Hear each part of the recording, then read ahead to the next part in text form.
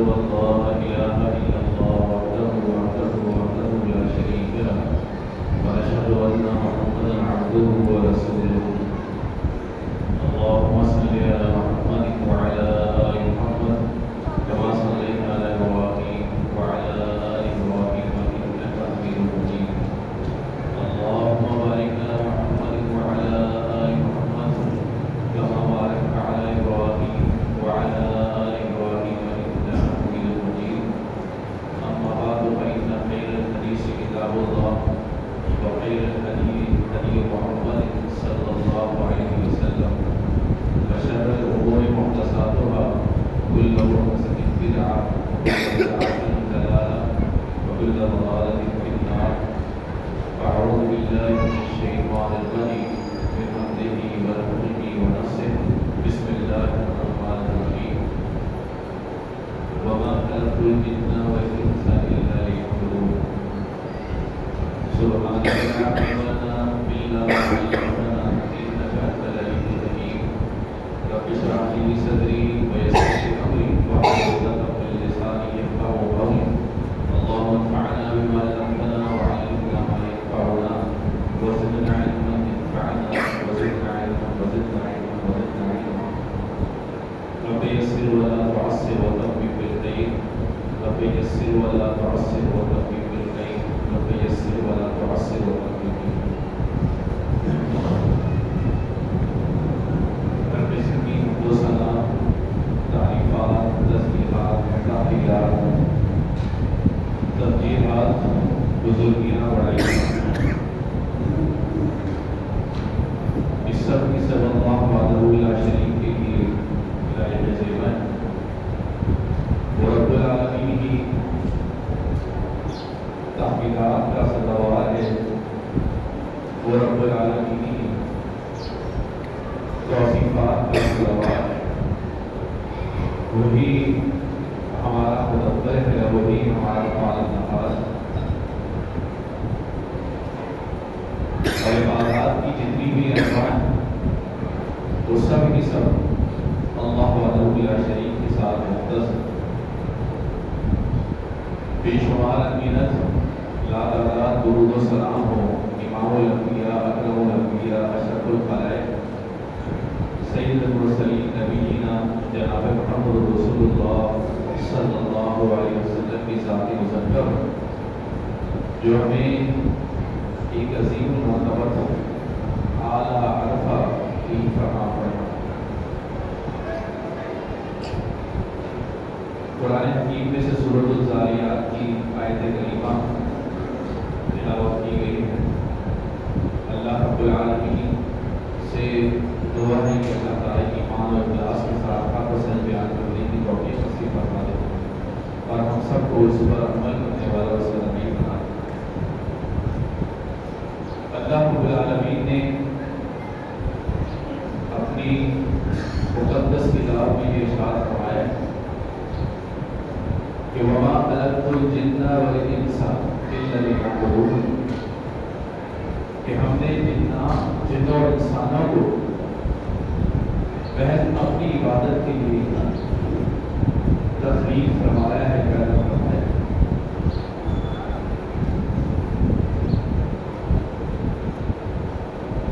اللہ رب العالمین نے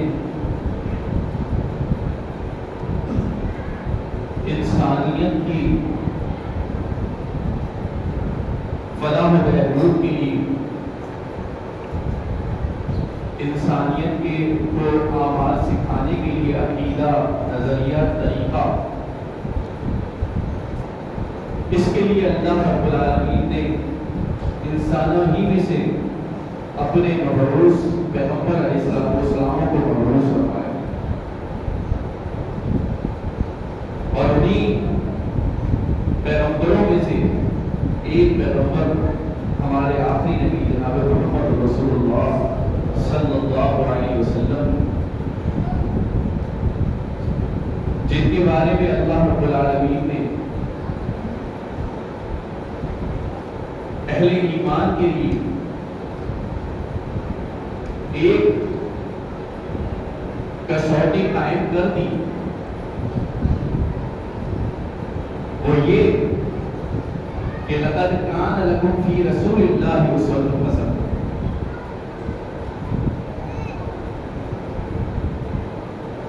کہ تمہارے لیے رسول اللہ صلی اللہ علیہ وسلم کے ساتھ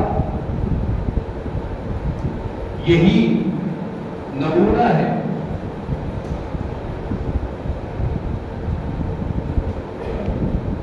آپ دیکھیے کہ اللہ رب العالمین جب انسان دین اسلام کے اندر داخل ہوتا ہے تو اللہ رب العالمین نے ایک اصول مرتب کیا ہے کہ جب تک دو چیزوں کا اقرار بندہ نہیں کر لے گا اس وقت تک وہ دین اسلام میں داخل نہیں ہو سکتا۔ وہ کیا ہے کہ لا الہ الا اللہ محمد رسول اللہ، ان دونوں چیزوں کا اقرار کرنا ہے، اور اقرار کی کس انداز سے کہ اپنی زبان کے ذریعے سے بھی، اپنے قول کے ذریعے سے بھی، اپنے دل کی گہرائیوں کے ذریعے بھی، اور اپنے اعمال بالجوارح کے ذریعے۔ یہ تینوں چیزیں مشہور ہیں اس اقرار کے حوالے سے۔ قول بھی ہو، صدق دل سے بھی اقرار ہو، اور اعمال کے ذریعے سے بھی اقرار ہو۔ یہ دونوں چیزیں جس طرح لا الہ الا اللہ کے اندر اللہ رب العالمین کی توحید ہے، اور اس توحید کے اندر اگر ہم اللہ کی اس عبادت کے اندر غیر اللہ کو اگر ہم تصور کر لیں یا غیر اللہ کی عبادت کرنا شروع کر دیں، اللہ رب العالمین کو چھوڑ کر یا اللہ کی عبادت کے ساتھ ساتھ غیر اللہ کی بھی عبادت کرتے رہے تو یہ شرک ہے۔ اور یہ وہ شرک ہے کہ اس کے اختیار کی وجہ سے، اس گناہ کی وجہ سے اللہ رب العالمین نے جہنم کی وعید سنا۔ نبی علیہ السلام کی حدیث ہے، مسند احمد کے اندر روایت موجود ہے، اللہ کے پیغمبر صلی اللہ علیہ وسلم نے فرمایا تھا کہ جب تک بندہ اللہ رب العالمین سے معافی مانگتا رہتا ہے تو اللہ رب العالمین اس کو درگزر کرتا ہے، معاف کر دیتا ہے، اور جب اللہ اس کے بندے کے درمیان ایک پردہ حائل ہو جائے، ایک پردہ حائل ہو جاتا ہے، صحابہ نے پوچھا کہ اللہ کے پیغمبر صلی اللہ علیہ وسلم یہ پردہ کیا ہے؟ یہ پردہ کیا ہے؟ اس وقت تک اللہ تعالیٰ اپنے بندوں کو معاف کرتا رہتا ہے جب تک کہ اللہ اور اس بندے کے درمیان پردہ حائل نہ۔ صحابہ نے پوچھا کہ اللہ کے پیغمبر یہ پردہ کیا ہے؟ نبی علیہ السلام نے فرمایا کہ کسی شخص کا خاتمہ اس حال پہ ہو کہ وہ شرک پر ہو، حالت شرک پر جس کا اختتام ہو گیا، وہ ایسا گناہ ہے کہ اللہ رب العالمین اس گناہ کی، اللہ رب العالمین ایسے مشرک کی اللہ رب العالمین توبہ قبول۔ یہ گناہ معاف ہونے والا نہیں۔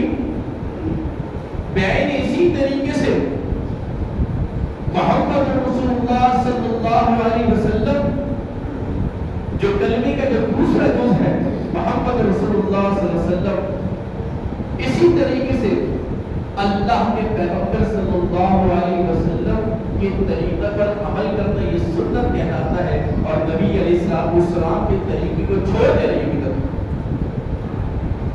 نبی علیہ السلام کے طریقے کے علاوہ کوئی اور طریقہ اختیار کر لینا یہ بدعت ہے، اور بدعت بھی وہ گناہ ہے کہ اللہ کے پیغمبر صلی اللہ علیہ وسلم کی حدیث کے مطابق جب بندہ بدعتی، جب وہ بدعت کرتا رہتا ہے اور اللہ رب العالمین سے توبہ نہیں کرتا تو اللہ رب العالمین اس کی دعاؤں کو قبول نہیں.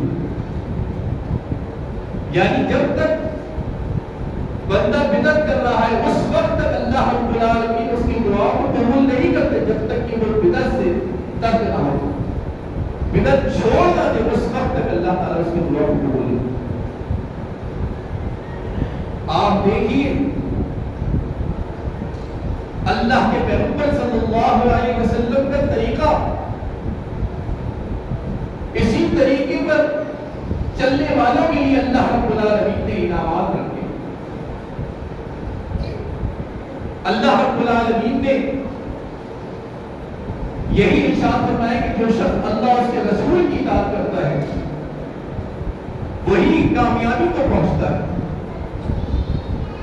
اسی کے لیے اللہ رب العالمین نے انعامات ہیں. آپ حدیث میں آتے ہیں امام شاطبی رحمہ اللہ الاعتصام کے اندر یہ واقعہ نقل کرتے ہیں کہ امام مالک رحمہ اللہ ان کے سامنے ایک شخص آتا ہے اور پوچھتا ہے سوال کرتا ہے امام مالک رحمہ اللہ سے. امام دار الہجرہ امام مالک رحمہ اللہ ان سے سوال کرتے ہیں کہ یہ بتائیے کہ میں احرام کہاں سے باندھوں. اس شخص نے سوال کیا کہ میں احرام کہاں سے باندھوں. امام مالک رحمہ اللہ فرماتے ہیں کہ ذوالحلیفہ سے باندھو. احرام ذوالحلیفہ سے باندھو کیونکہ اللہ کے پیغمبر صلی اللہ علیہ وسلم نے ذوالحلیفہ سے احرام باندھا.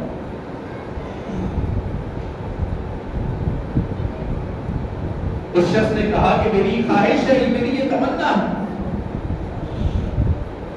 کہ میں احرام نبی علیہ السلام کے روزے مبارک کے قریب سے باندھوں. میری خواہش یہ تمنا ہے اس کی ایک آرزو. امام مالک رحمہ اللہ فرماتے ہیں کہ مجھے ڈر ہے کہ کہیں تم فتنے میں مبتلا نہ ہو جاؤ. اس شخص نے کہا کہ میں نے یہی تو خواہش کی ہے کہ میں روزہ رسول کے قریب سے احرام باندھوں, چند کلومیٹر دور سے احرام باندھوں.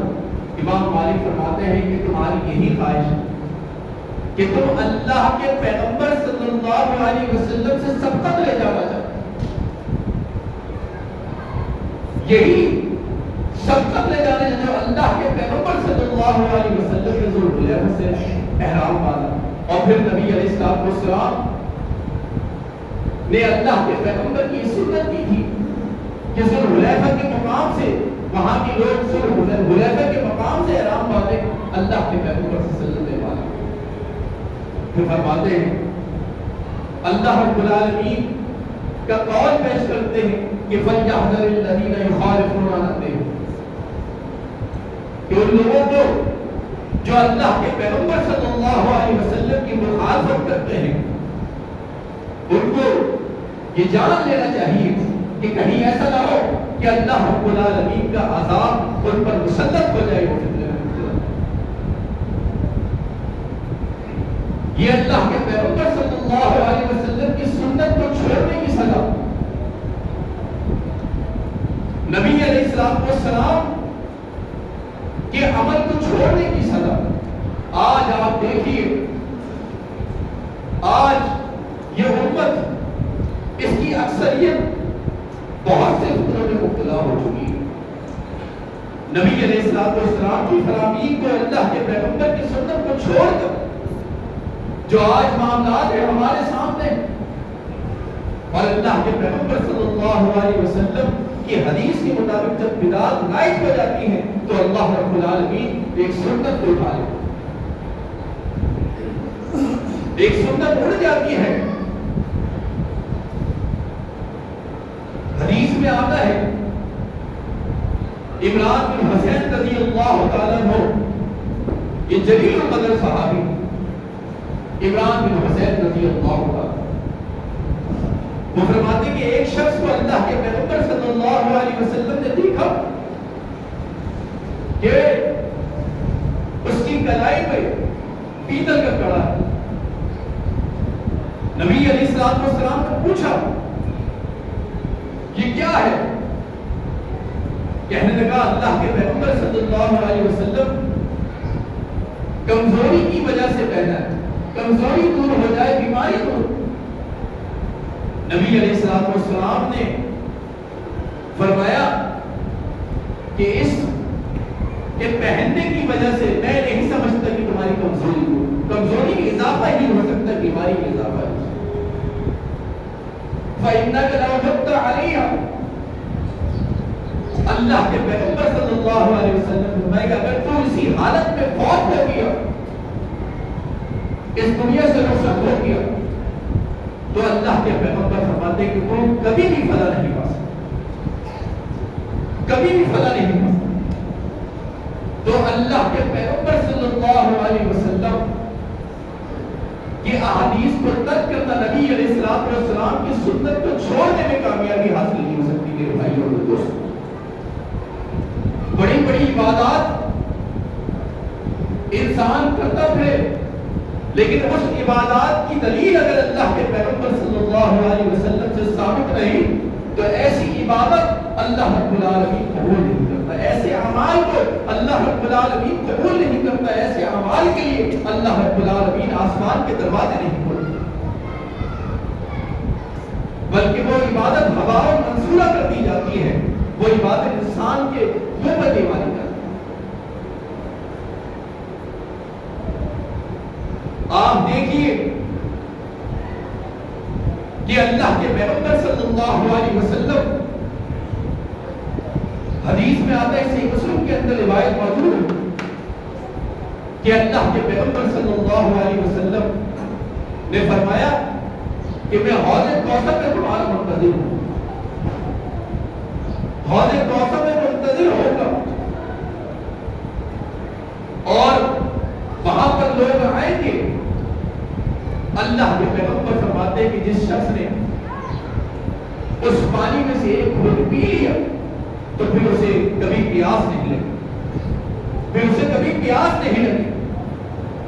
یہ ایسا آب حیات کہ ایک گھونٹ پی لیا، اگر اللہ کے پیغمبر صلی اللہ علیہ وسلم کے دست مبارک سے کسی شخص کو یہ گھونٹ نصیب ہو گیا تو نبی علیہ السلام کی حدیث کے مطابق اس کو قیامت کے دن تک اس کو پیاس کبھی پیاس۔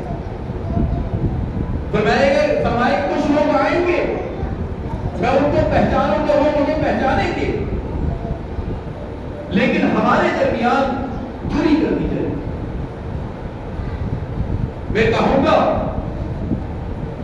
یا ربی یہ تو میرے پروردگار، یہ تو میری امت کے لوگ ہیں، میرے امت کے لوگ ہیں۔ اللہ کے پیغمبر صلی اللہ علیہ وسلم کو بتایا جائے گا کہ آپ کو معلوم نہیں آپ کے جانے کے بعد انہوں نے کیا کہا؟ نبی علیہ السلام فرمائیں کہ سوحقاً لمن غیر آباد، کہ ان کو اس سے دور کر دو، انہوں نے میرے جانے کے بعد دین کے اندر بگاڑ پیدا، دین میں بگاڑ کی وجہ سے، بدعات کو اختیار کرنے کی وجہ سے انسان اللہ رب العالمین کی لعنت کو بھی مستحق بنتا ہے۔ نبی علیہ السلام کی رفاقت سے بھی دوری، حوض کوثر سے بھی دوری، اور پھر اللہ رب العالمین اس کے اعمال کو قبول نہیں کرتا، اعمال قبول نہیں ہوتے، زندگی بھر کی نیکیاں برباد ہو جاتی ہیں، اور اس کا معاملہ کیا ہوتا ہے کہ عاملۃ ناصبۃ تصلی نارا حامیہ۔ اللہ رب العالمین نے سورۃ الغاشیہ میں ارشاد فرمایا کہ کچھ لوگ ایسے بھی ہوں گے کہ جن کے پیشانیاں عمل کر کر کے تھک چکی ہو، لیکن کیا معاملہ ہوگا؟ فرمایا کہ انہیں جہنم نصیب کر دیا جائے، جہنم نصیب کر دیا جائے گا، جہنم میں داخل کر دیا جائے گا۔ اللہ رب العالمین تو کثیر عمل اللہ رب العالمین کو پسند نہیں کہ بندہ کثرت سے عمل کرنے والا ہو، نہیں، اللہ رب العالمین جو ایک قاعدہ اللہ رب العالمین نے وہ مقرر کیا ہے، وہ یہ کیا ہے کہ بہترین عمل کون کرتا ہے، کہ ایہم احسن عمل۔ اللہ رب العالمین نے موت اور حیات کو پیدا کیا کس لیے؟ لیبلوکم ایہم احسن عملا، تاکہ وہ جانے کہ تم میں بہترین اور عمدہ عمل کون کرتا ہے۔ اللہ رب العالمین کو بہترین اور مزین عمل پسند ہے، اللہ رب العالمین کو عمل کی کثرت پسند نہیں۔ اور بہترین اور مزین عمل کون سے ہے؟ وہ موافقت لسنت رسول اللہ صلی اللہ علیہ وسلم، کہ جو اللہ کے پیغمبر صلی اللہ علیہ وسلم کی سنت کے مطابق، نبی علیہ السلام کی سنت کے مطابق ہو، ایسے عمل اللہ رب العالمین کو۔ آج اس ماہ شعبان کے اندر آپ دیکھیں اس وقت کیفیت کیا ہوتی ہے۔ 14 شعبان کی جو رات ہوتی ہے، شعبان کی 14ویں رات، 14 شعبان کو کیا کیفیت ہوتی ہے؟ لوگ قبرستانوں کی طرف نکل جاتے ہیں، مختلف قسم کی عبادات میں لگ جاتے ہیں، حلے مانڈے مختلف قسم کی چیزیں لوگوں میں تقسیم کرتے شروع کر دیتے ہیں، مختلف بدعات اسی دن جمع کر دی۔ آذر اللہ، یہ ساری کی ساری رسومات کی بدعات جس کا دین اسلام سے کوئی تعلق۔ نبی علیہ السلام نے قبرستان جانے کا حکم دیا، قبرستان ضرور جائے گی، لیکن اس کے لیے یہ دن مقرر کیا جائے، یہ شریعت سے ثابت ہے۔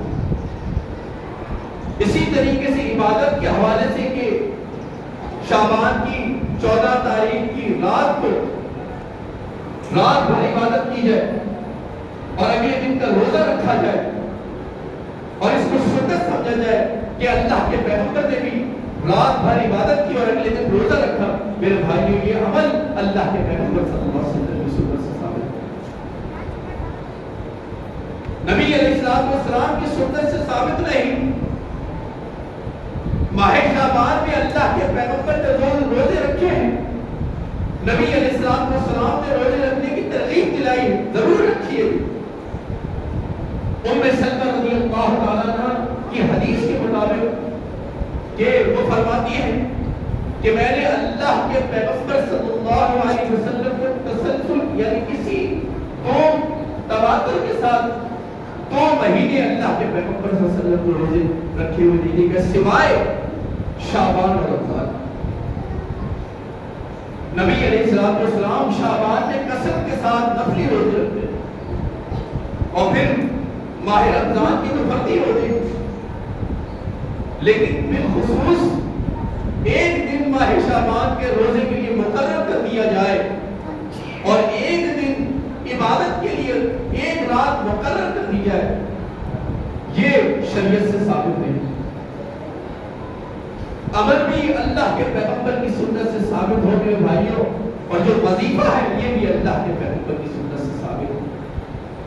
اگر وظیفہ ثابت ہے اور عمل ثابت نہیں تب بھی انسان برباد ہو گیا، اور اگر وظیفہ ثابت نہیں عمل ثابت ہے تب بھی انسان برباد ہے۔